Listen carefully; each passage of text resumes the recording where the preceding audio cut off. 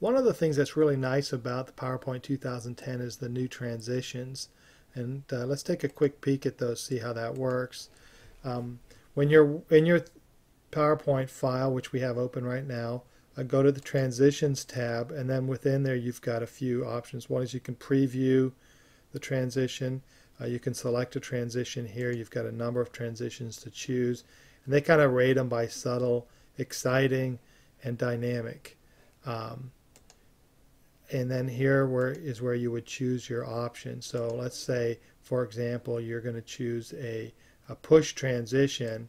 When I choose the push transition, I can preview it, but then I can also choose the options. So do I want to push it from the left to the right, top to bottom, and so some really neat ways that you can work with the transition. So you've got a bunch of transitions here, and then you've got your transition effect options. And then over here is where you can modify the transitions that play. So you can add sound to them, change the duration of the transition. Some of them you might want to be faster, some slower. You can apply it to one or to all of them. And then how you choose to advance the slide. Do you want to advance on mouse click, or do you want to time it and have it advance after a certain time? So you could click that, or you could have them do both. This really comes in, the advance on time really comes in handy, especially if you're doing a kiosk and you want to have it auto advance, so you have some information, auto advance it, and not dependent on somebody clicking the slides. The other thing is when you publish to video, you can output that, and all those transitions are retained and they look really smooth. And then that you might want to have them set to already have them set to be timed at a certain speed. So you might want to advance the slide, based on the slide rather than having them universally applied. So you don't want to have like just 4 seconds for every slide. One slide might be 2 seconds, one might be 10. So that's what you would do. And some of these transitions are really nice. We already looked at the push transition. You can see it's real smooth. Everything looks really crisp and a lot more like video, or what you'd expect with video. So, and what I like about it is you can click on the transition and see the effect, and it's really fast with this preview option.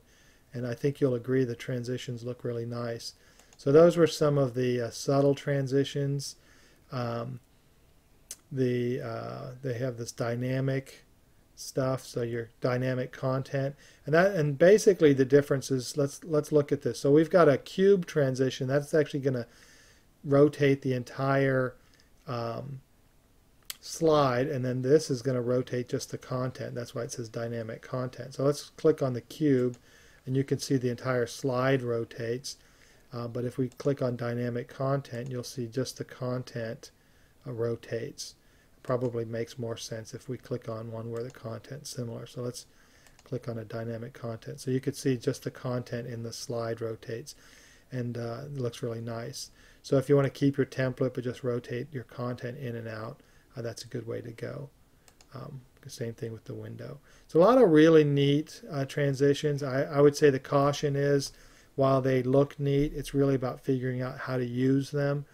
And I think if you look at that Duarte, if you go to File and you go to New and Sample Templates, and then look at the 5 rules PowerPoint file and look at the way that they apply the transitions, it's very creative, and that's, I think, a really excellent example of how you can use the transitions effectively to where they actually enhance what you're doing rather than distract because you're over transitioning or applying just too many effects.